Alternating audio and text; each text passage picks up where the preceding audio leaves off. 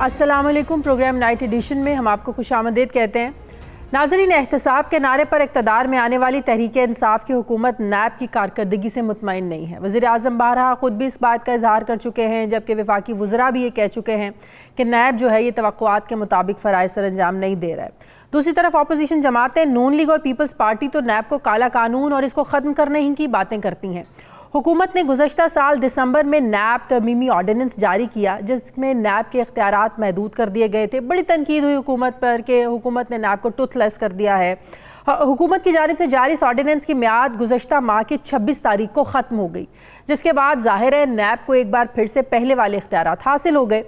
लेकिन कहा यह जा रहा है, हुकूमत भी कहती है कि हम अपोजिशन की मुशावरत के साथ नैब कवानीन में तरमीम करना चाहते हैं, लेकिन इस बारे में कोई ठोस इक़दाम अभी तक सामने नहीं आया। हुकूमत नैब कवानीन में क्या तब्दीलियाँ चाहती है? क्या नैब को पहले से ज़्यादा मजबूत किया जाएगा या और कमज़ोर कर दिया जाएगा? इस पर हमने आज बात करनी है। दूसरी तरफ हर थोड़े अरसे के बाद 18वीं तरमीम का मामला उठा दिया जाता है और इसको लेकर अपोजिशन और हुकूमत में लफ्ज़ी जंग छिड़ जाती है।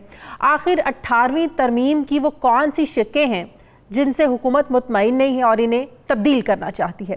हुकूमत का असल मसला NFC अवार्ड है या फिर 18वीं तरमीम है? सदर मुमलिकत की जानिब से कौमी मालियाती कमीशन की तश्कील पर भी अब कानूनी तौर पर सवालात उठाए जा रहे हैं। सिंध हुकूमत ने कौमी मालियाती कमीशन की तश्कील पर एतराज़ लगाते हुए कहा है कि NFC के लिए अरकान का तकर्रुर जो है ये आइन से मुतसादिम और नाकाबिल कबूल है। मुशीर ख़जाना कौमी मालियाती कमीशन की सदारत नहीं कर सकते।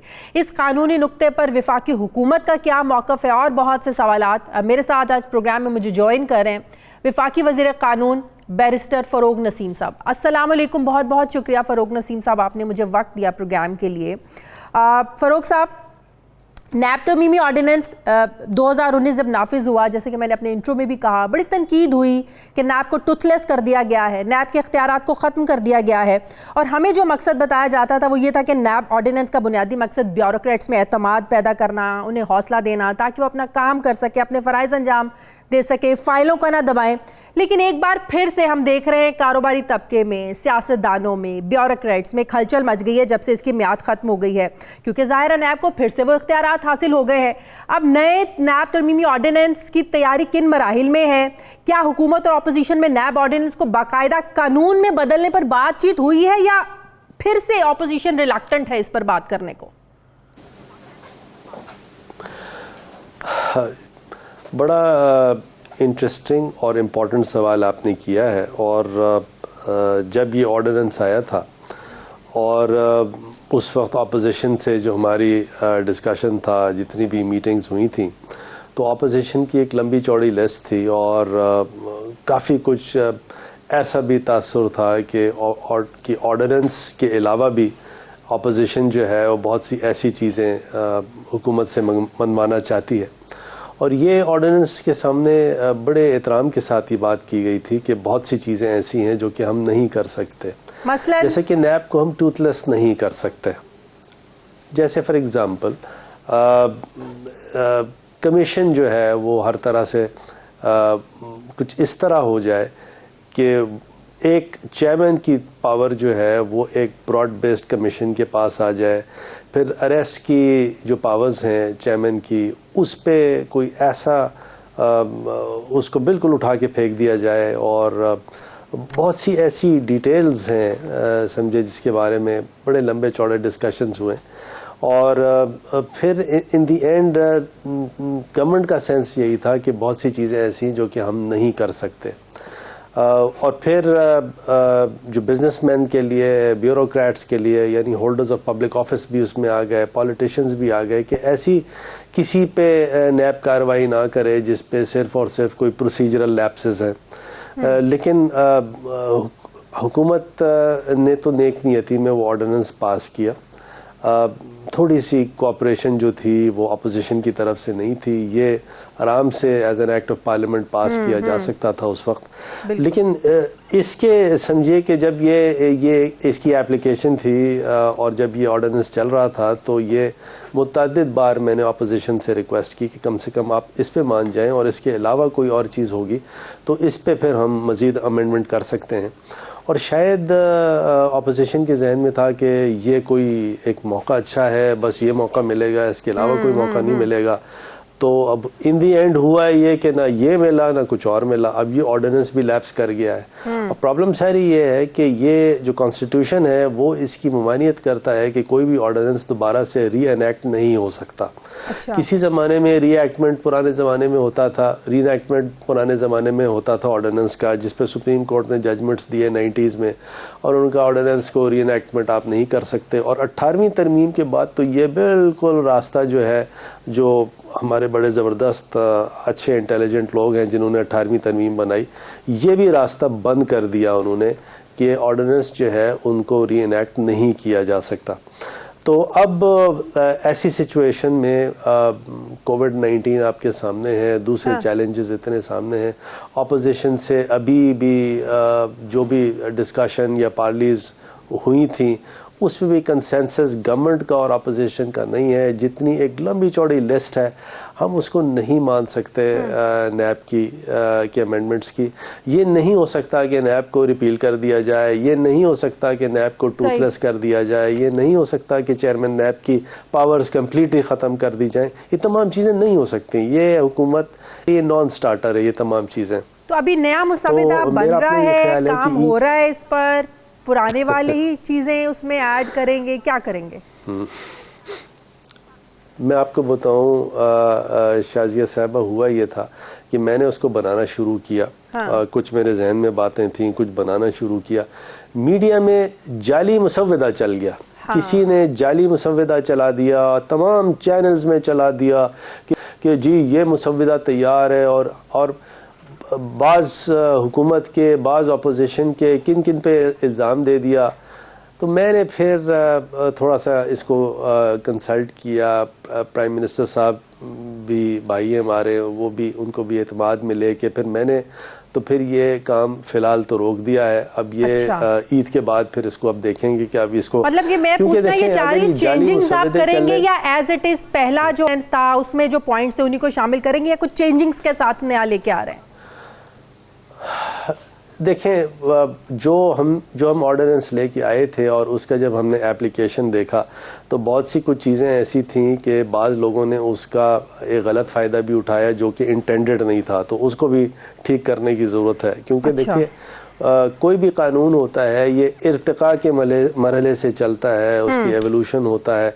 हालांकि उसके अंदर जो उसकी लैंग्वेज थी वो बड़ी क्लियर थी, उसके वो इंटरप्रिटेशन नहीं हो सकता था जिस तरह लोगों ने उसका फ़ायदा लेना चाहा। लेकिन बहरहाल इसमें क्लैरिटी फ़िलहाल नहीं है कि नैब का जो ऑर्डिनेंस है अमेंडमेंट वो किस तरह होगा, किस तरह नहीं होगा।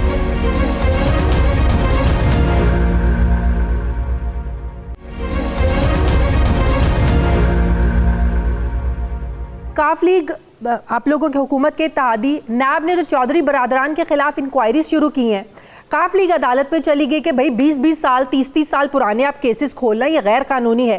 क्या उनका ये पॉइंट जस्टिफाइड है? ऐसे तो फिर नवाज शरीफ साहब के खिलाफ जो मुकदमात हैं वो तो इससे भी ज़्यादा पुराने हैं, तो ये कोई जस्टिफिकेशन है उनकी? इस तरह तो बहुत से लोगों को फिर रिलीफ मिलना चाहिए।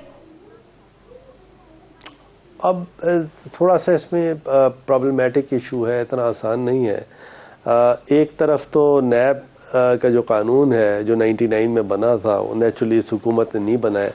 उसने इसकी कट ऑफ डेट जो है मिड-80s की दी हुई है, कट ऑफ डेट जो है वो मिड-80s की दी हुई है।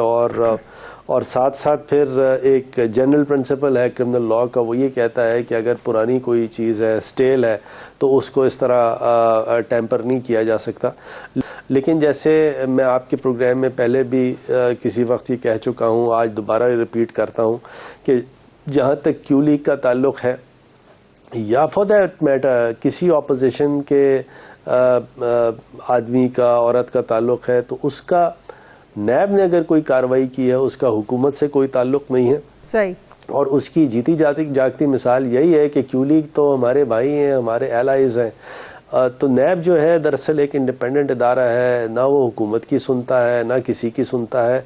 और ये अच्छी चीज़ है, मैं ये नहीं कह रहा कि कोई बुरी चीज़ है, लेकिन नैब के यहाँ भी कोई चीज़ आइडियल नहीं है, नैब को भी इम्प्रूवमेंट करनी है। लेकिन नैब की ज़रूरत है इस मुल्क में ज़रूरत है। ऐसा नहीं है कि नैब को स्क्रैप कर देना चाहिए, बहुत सा अच्छा काम भी नैब ने किया है, उनके चेयरमैन साहब ने भी किया है, प्रोसिक्यूटर जनरल ने भी अच्छे काम किए हैं, असगर हैदर ने।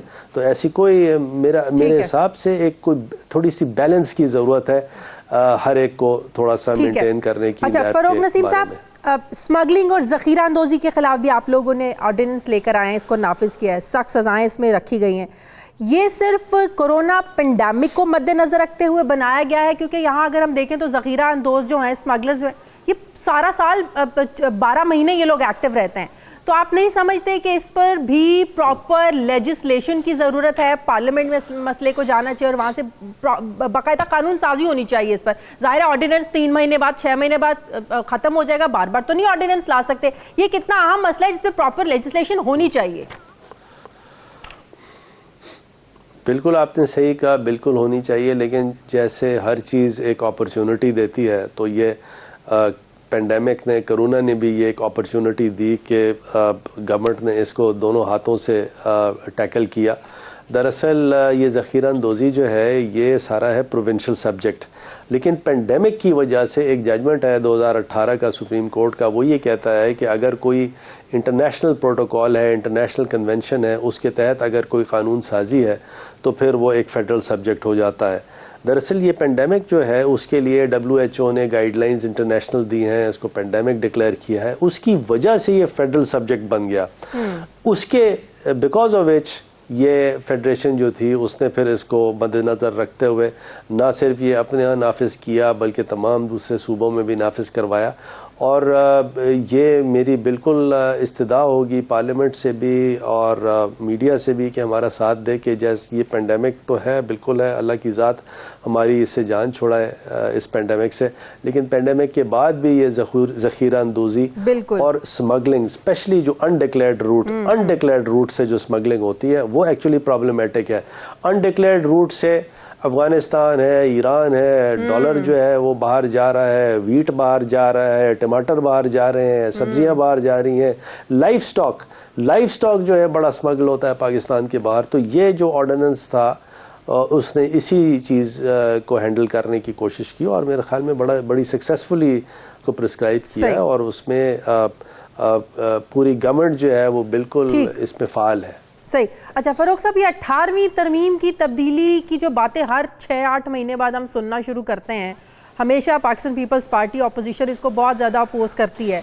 शाह महमूद कुरैशी साहब ने इसकी क्लैरिफिकेशन भी दी, वो कहते हैं हम इसको सपोर्ट करते हैं लेकिन कुछ लेकूनाज हैं, कुछ मसाइल हैं जिन पर मिलकर बैठकर बातचीत होनी चाहिए।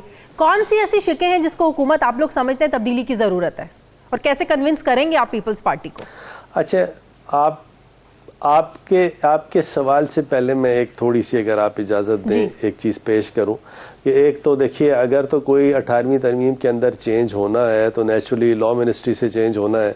तो मेरी टेबल पे तो इस किस्म का 18वीं तरमीम को अमेंड करने का कोई मुसव्वदा नहीं है, कोई डिस्कशन नहीं है। PM ने आज की तारीख तक मुझे नहीं कहा कि जी इस पर कोई मुसव्वदा लेके आए। एक तो ये बात हो गई, लेकिन अब इससे थोड़ा सा हट के हम बात करते हैं।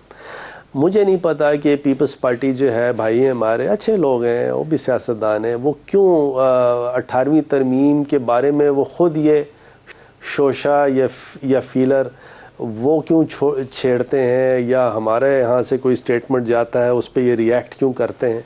क्योंकि आप ये देखें ना कि 18वीं तरमीम तो वो कानून है जो कि भुट्टो साहब जो बानी थे पीपल्स पार्टी के इस 73 के कॉन्स्टिट्यूशन के, उन्होंने तो 18वीं तरमीम नहीं रखी थी, बल्कि ये 18वीं तरमीम का मतलब ही यही है कि कॉन्स्टिट्यूशन जो है वो इर्तिका के प्रोसेस से, प्रोसीजर से गुजरना चाहिए।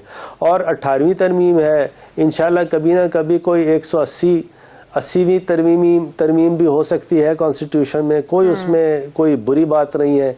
कॉन्स्टिट्यूशन में अगर तरमीम कोई होगी तो उसके लिए 2/3 मेजॉरिटी चाहिए।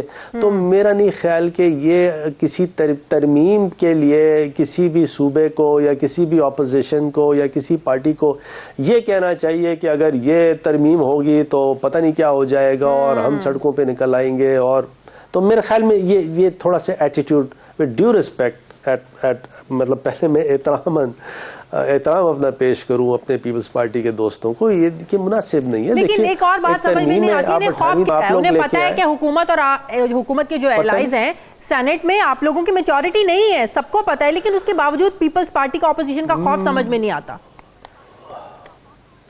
मेरे ख्याल में खौफ थोड़ा सा इस तरह का है कि कोई कुछ ऐसा ना हो जाए कि पीपल्स पार्टी के अलावा कोई अगर कोई पार्टी हो वो पीटीआई को और उनके एलाइज को 18वीं तरमीम के अमेंडमेंट में सपोर्ट कर दे। लेकिन ये कोई प्रपोजल अभी है ही नहीं, तो पता नहीं इसका डिस्कशन क्यों है। लेकिन हैविंग सेड दैट, देखिए 18वीं तरमीम के आगे भी तरमीम है, इसका मतलब यह है कि कॉन्स्टिट्यूशन को हर वक्त एक तरमीम के मरहले से गुजरना है।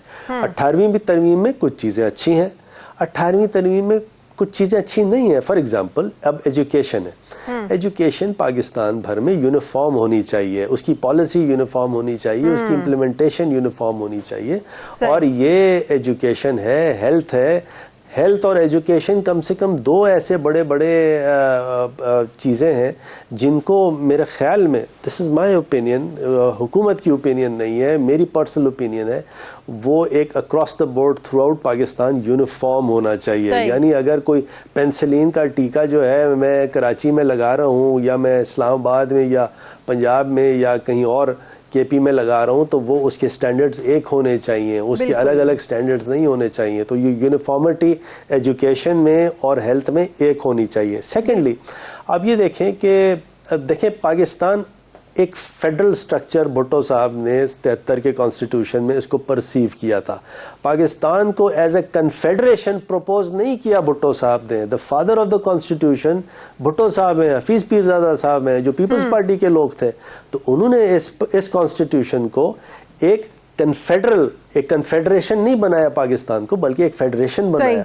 तो हम इसको फेडरेशन की तरफ लेके जाए, कन्फेडरेशन की तरफ नहीं लेके जाए। तो 18वीं तरमीम में जो ये डिस्ट्रीब्यूशन है, फाइनेंसेस हैं, वो मेरे ख्याल में थोड़ा सा उस पे और ये मिल बैठ के बात करने की है, कोई लड़ने की बात नहीं है। अगर आप नहीं एग्री करें, नहीं करना चाहिए, एग्रीमेंट के साथ इसको देखना चाहिए कि पाकिस्तान की फलाह किस में है।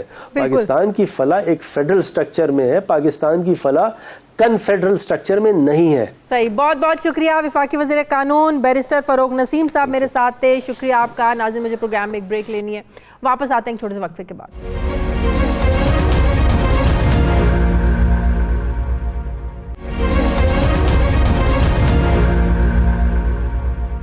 नाज़रीन, लॉकडाउन में नरमी के बाद पंजाब भर में कोरोना केसेस की तादाद में अमवात में एक रिकॉर्ड इजाफा देखने में आया। महकमा सेहत पंजाब के मुताबिक रमज़ान के पहले 18 दिनों में वबा के केसेस और अमवात की तादाद में 3 गुना इजाफा हुआ है। रमज़ान से पहले 42 रोज़ में 4,851 केसेस सामने आए थे और 68 अफराद जाम बहक हुए थे, जबकि रमज़ान के 18 रोज़ में 7,017 नए केसेस रिपोर्ट हुए हैं और जबकि 143 अफराद जो हैं इनकी अमवात रिकॉर्ड हुई हैं। पंजाब में नए केसेस के इजाफे के बाद मजमूई तादाद जो है 13,500 से ज़ायद हो गई है, जबकि वबा से होने वाली अमवात की मजमूई जो तादाद है ये 223 तक अब पहुँच गई। लेकिन इसके साथ साथ तकरीबन 5,000 अफराद सेहतियाब भी हुए हैं, जो कि अच्छी बात है। लॉकडाउन में नरमी का आवाम ने नाजायज़ फ़ायदा उठाना शुरू कर दिया और हुकूमत की जानिब से जो बनाए गए SOPs थे, इस पर अब चौथे रोज़ भी जो है ना अमल दरामद होते हुए नहीं देखा गया, जिसके बाद हुकूमत ने शाला मार्केट में 45 जबकि चुंगी अमर सिद्धू में 7 दुकानों को सील भी कर दिया, जबकि यौम अली के सिलसिले में अंदरूने लाहौर की तमाम मार्केट्स को सील कर दिया गया है। हर किस्म के जुलूस और एतकाफ़ पर पाबंदी लगा दी गई है। ये भी कहा गया है कि कल से 3 दिन के लिए सख्त लॉकडाउन किया जाएगा और किसी को किसी किस्म की रियायत नहीं दी जाएगी। आलमी दायरा सेहत ने भी ये खदशा जाहिर किया है कि हो सकता है कि कोरोना वायरस की वबा शायद कभी ख़त्म ना हो सके और दुनिया भर के जो लोग हैं उनको इस वबा के साथ ही ज़िंदगी गुजारने का जो तरीका है ये सीखना पड़े। क्या वाकई अब दुनिया को अपना जो रहन सहन है वो इसके मुताबिक लेकर जो है ना वो चलना होगा, बदलना होगा। मैं बात करूंगी, मुझे ज्वाइन किया है सूबाई वज़ीर सेहत पंजाब डॉक्टर यास्मीन राशिद साहबा ने। अस्सलाम वालेकुम, बहुत शुक्रिया डॉक्टर साहब आपका। डॉक्टर साहबा, जब से लॉकडाउन नर्म हुआ है हमने देखा है कि तनकीद तो डॉक्टर्स पहले भी कर रहे थे, अब भी कर रहे हैं। वो पहले ही कह रहे थे आप लॉकडाउन में नरमी ना करें, केसेस बढ़ जाएंगे और संभालना मुश्किल हो जाएगा। आप कुछ हमें एग्जैक्ट नंबर्स बता सकती हैं कि लॉकडाउन में नरमी के बाद किस हद तक इजाफा हुआ है और नरमी से पहले क्या कमी हो रही थी केसेस में? मेरा ख्याल है शाजिया सबसे इम्पोर्टेंट चीज़ है, कमी तो शायद कभी भी नहीं आई, मुसलसल केसेस बढ़ ही रहे थे, लेकिन उनकी बढ़ने की तादाद जो थी वो कंपैरेटिवली थोड़ी थोड़ी बढ़ रही थी। जहाँ तक इस वक्त एकदम लगा कि बहुत बड़ी तादाद बढ़ी है, वो शायद एक ये भी बहुत बड़ी वजह है कि हमने टेस्टों के नंबर जो हैं वो बहुत बढ़ा दिए हैं। अब जैसे आज के दिन में 5365 टेस्ट हुए, तो ये एक बहुत बड़ी तादाद है टेस्टों की, तो नेचुरली उसमें परसेंटेज जो है वो भी मरीजों की ज़्यादा है। इस वक्त टोटल जो हमारे पास पंजाब में केसेस हैं वो 13,561 हैं। इसमें 223 लोग जान की बाजी हार गए हैं। इनमें से रिकवर 4,636 लोगों ने किया है। क्रिटिकल हमारे पास इस वक्त 37 पेशेंट हैं, और जो टोटल टेस्ट अब हो चुके हैं पंजाब के अंदर, पंजाब के टोटल डेथ नंबर्स क्या हैं ओवरऑल? 223। अच्छा। अगर हम फर्टिलिटी रेट देखें तो Punjab still has a fertility rate of 2.1, which is comparatively the lowest at the moment still in Pakistan. अल्हम्दुलिल्लाह, अल्लाह ताला खैर रखे और रहम करे अपना, और खुदा करे कि हम आहिस्ता आहिस्ता इस वबा से निकलें। लेकिन लाहौर के केसेस डेफिनेटली बहुत बढ़ गए हैं, 5,825 हो गए।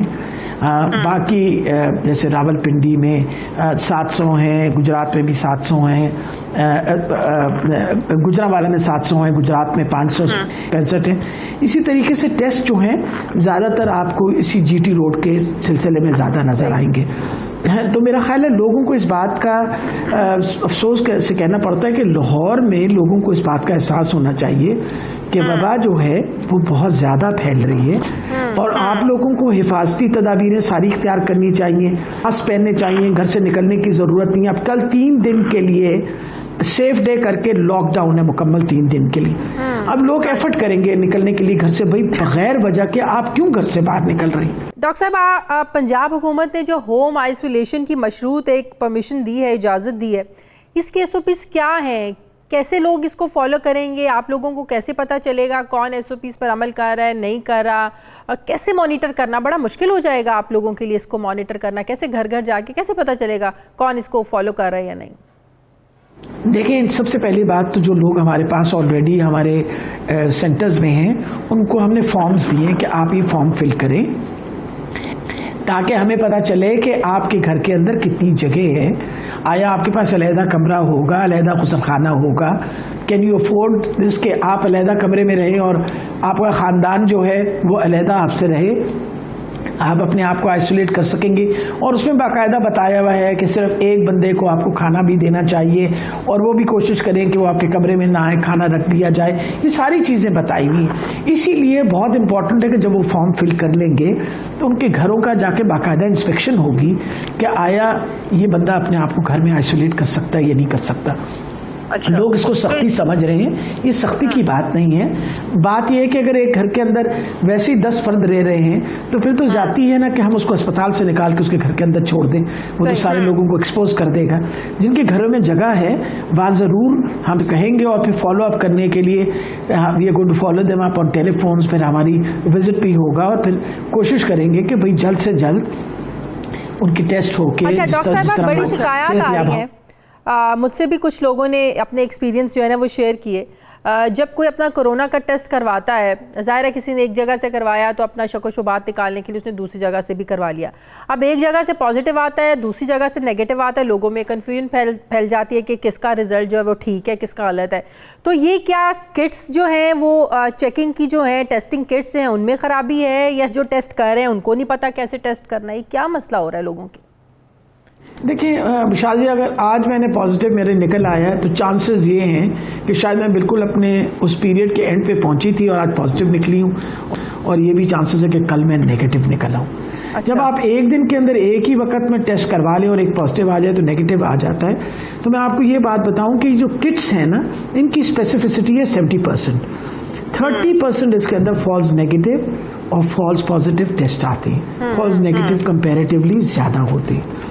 इसलिए अगर हम चाहते हैं कि हमें 100% पता चले जाए तो वो तो फिर ब्रोंकियल लवाज हो और फिर CT स्कैन्स वगैरह, उसके द ओनली वे ये जो किट्स हैं ये पूरी दुनिया में इसी तरह की स्पेसिफिसिटी देती हैं। और क्योंकि मैनुअल एक्सट्रैक्शन करनी पड़ती है RNA वगैरह की, तो मैनी अ टाइम्स जो ह्यूमन एरर जो है वो भी बीच में आ जाता है।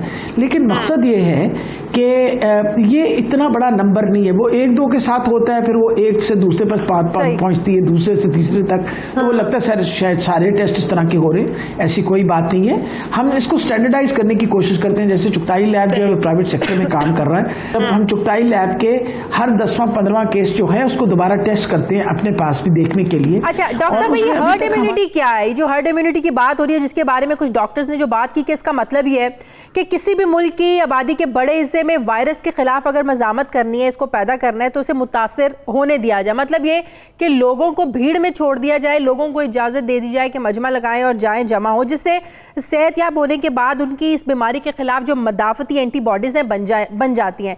लेकिन दूसरी तरफ हम ये भी जानते हैं कि कोई भी हुकूमत खुलकर किसी ऐसी पॉलिसी की जो है ना वो हिमायत नहीं करती है। इसके ज़ाहिर जो नताइज होते हैं वो बड़े डेंजरस होते हैं।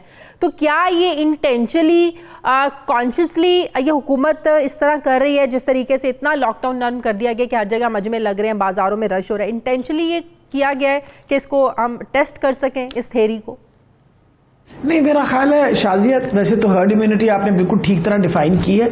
70% अगर पॉपुलेशन इन्फेक्ट हो जाए तो फिर naturally they become resistant to it and there is very little chance कि बाकी 30% जो है वो फिर फैलाएगी। That is known as herd immunity.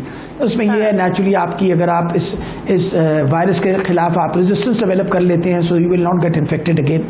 लेकिन मैं आपको ये बताती चलूँ, जो बिल्कुल कोई ऐसी इंटेंशन, अगर ऐसी खुदा न खास्ता इंटेंशन होती तो जो इतने बड़े बड़े सेंटर्स और फिर हमारी आइसोलेशन पॉलिसी और जो हम टेस्ट कर रहे हैं, फिर तो हमें टेस्ट करने की जरूरत ही ना होती ना। फिर हम कहते हैं भाई ठीक है, आप इन्फेक्शन होगी, ठीक हो जाएंगे, जो नहीं ठीक होंगे हमारे पास अस्पताल आ जाए।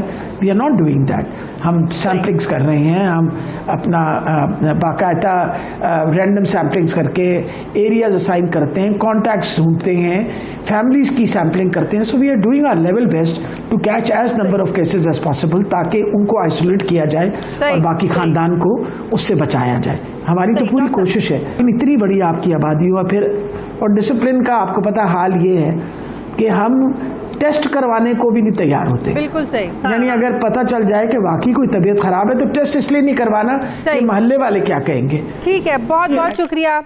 सूबाई वज़ीर सेहत पंजाब डॉक्टर यास्मीन राशिद साहिबा मेरे साथ थी। नाज़रीन, मुझे प्रोग्राम में एक ब्रेक लेनी है, वापस आते हैं छोटे से वक्फे के बाद।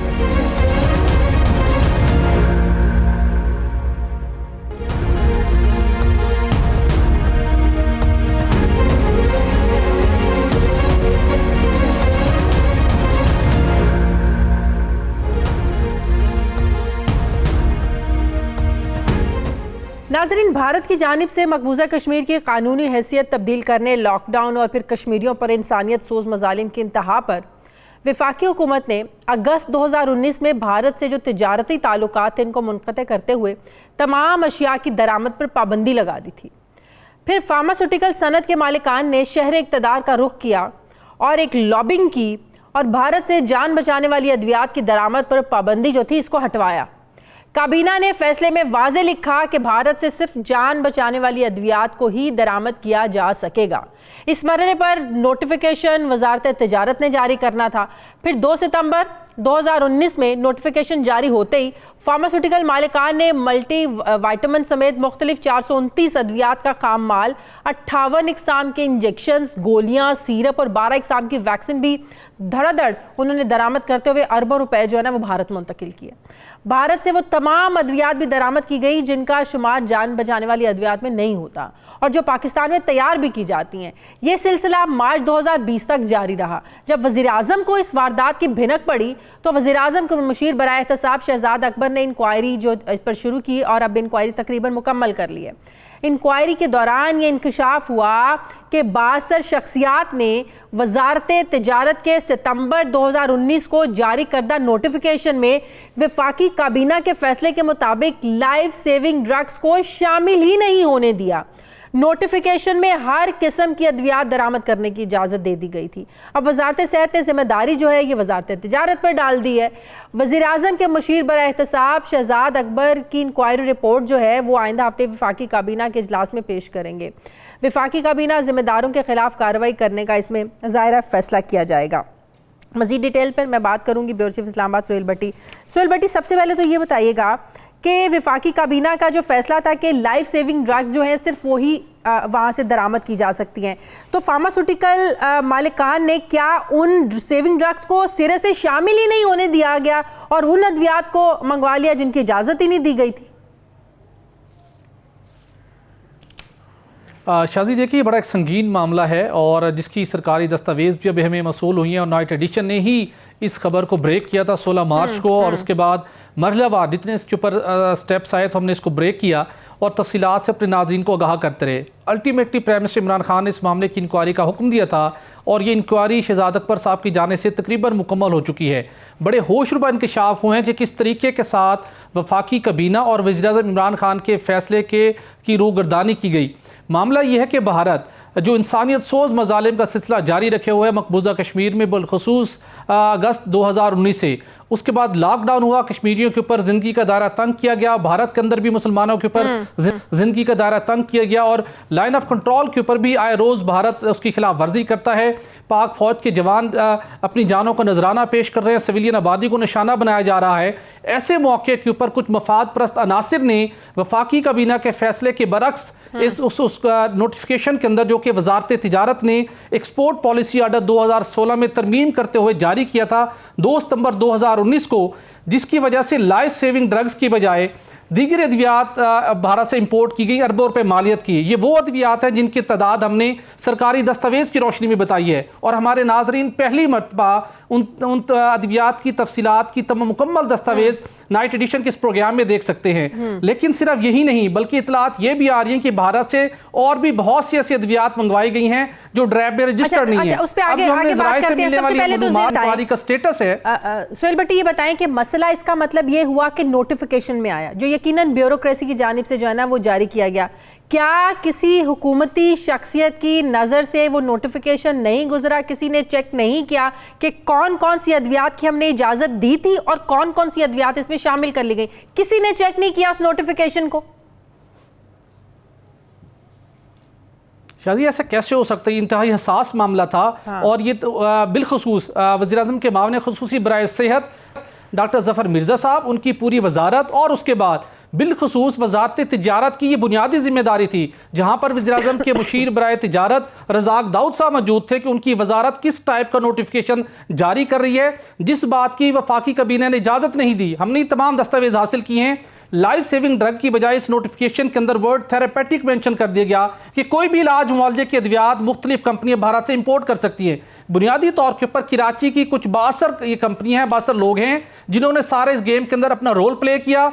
पहले वफाकी काबीना से जान बचाने वाली अद्वियात की आड़ के अंदर मंजूरी हासिल की और फिर एक गलत नोटिफिकेशन करवाया। तहकीकात तो अब हो रही हैं और अल्टीमेटली उन तमाम किरदारों तक पहुंचा जाएगा जिन्होंने कौम के साथ और उसके साथ वफाकी हुकूमत का जो अज़्म था उसके साथ उन्होंने खिलवाड़ करने की कोशिश की।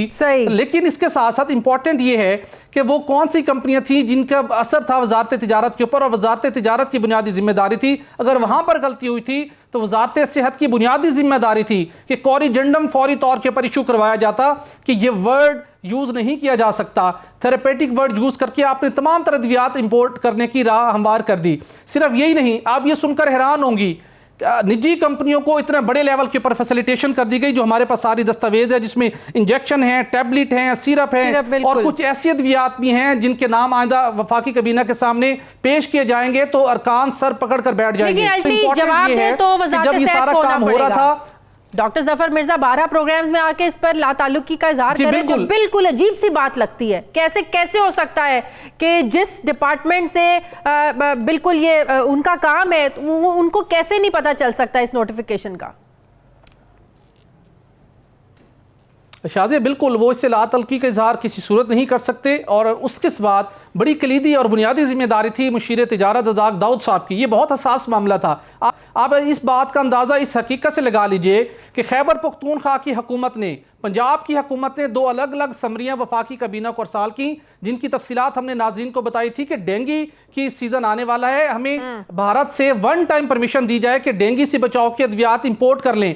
लेकिन दोनों सूबाई हुकूमतों को वफाकी हुकूमत ने उसी मकबूजा कश्मीर वाले मसले के ऊपर जो स्टैंड लिया हुआ है उस बुनियाद के ऊपर इजाज़त इजाजत नहीं दी थी। उसके बाद कराची के अंदर एक गैर मुल्की कंपनी का प्लांट है जो कि पैराजाइलिन टेरापैथिलिक एसिड केमिकल तैयार करती है, जो कि जिससे पाकिस्तान को करोड़ों रुपए का टैक्स भी वसूल होता है। उन्होंने वन टाइम परमिशन मांगी, कबीना ने इजाजत नहीं दी, लेकिन यहां पर कुछ बासर तगड़ी फार्मास्यूटिकल कंपनियों के मालकान ने ना सिर्फ ये परमिशन हासिल की, उसको मिसयूज किया, गलत नोटिफिकेशन किया और अरबों रुपए की मालियत की अद्वियात इंपोर्ट कर ली। और आजकल अगेन लॉबिंग हो रही है कि अगर खुदा न खास्ता हुकूमत ने भारत से इन अद्वियात की बरामद दरामद के ऊपर पाबंदी लगाई तो पाकिस्तान में अद्वियात की किल्लत हो जाएगी। भारत वो अद्वियात तैयार करता है जो दुनिया का कोई मुल्क तैयार नहीं करता, चीन भी तैयार नहीं करता। ये दोबारा से इस किस्म की प्रोपेगेंडा शुरू हो रहा है, जिसका हकीकत से कोई ताल्लुक नहीं है। देखना होगा कि आइंदा हफ्ते आइंदा हफ्ते जो रिपोर्ट पेश की जाएगी इस पर रिजल्ट क्या निकलेगा, कार्रवाई होगी आया उन लोगों के खिलाफ जो इसके जिम्मेदार हैं या नहीं,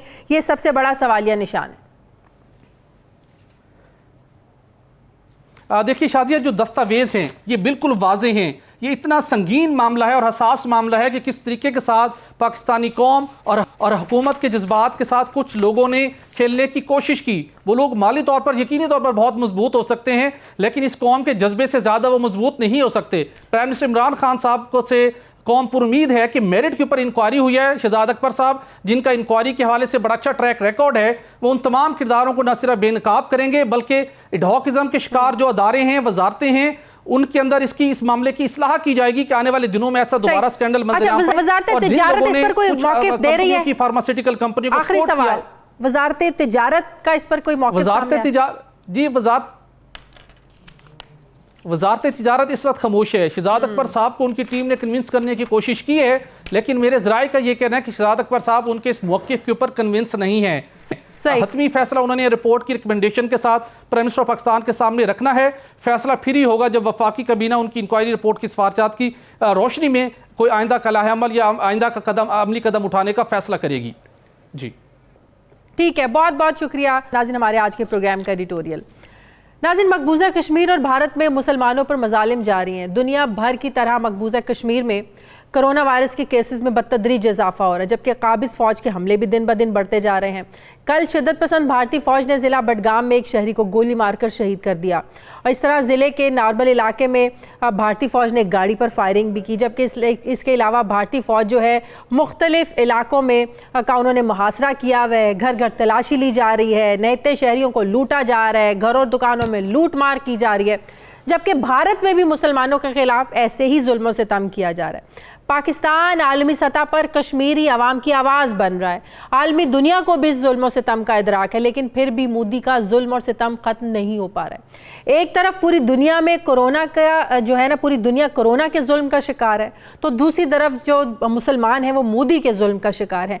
अगर इस वबा में भी मोदी में इंसानियत नहीं जाग रही, मोदी इस दुनिया के हालात को नहीं समझ पा रहा, तो शायद कभी भी नहीं समझ पाएगा। ताकत के नशे में मोदी शायद ये भूल गया है कि ये दुनिया आर्जी है, इसका इक़्तिदार भी आर्जी है।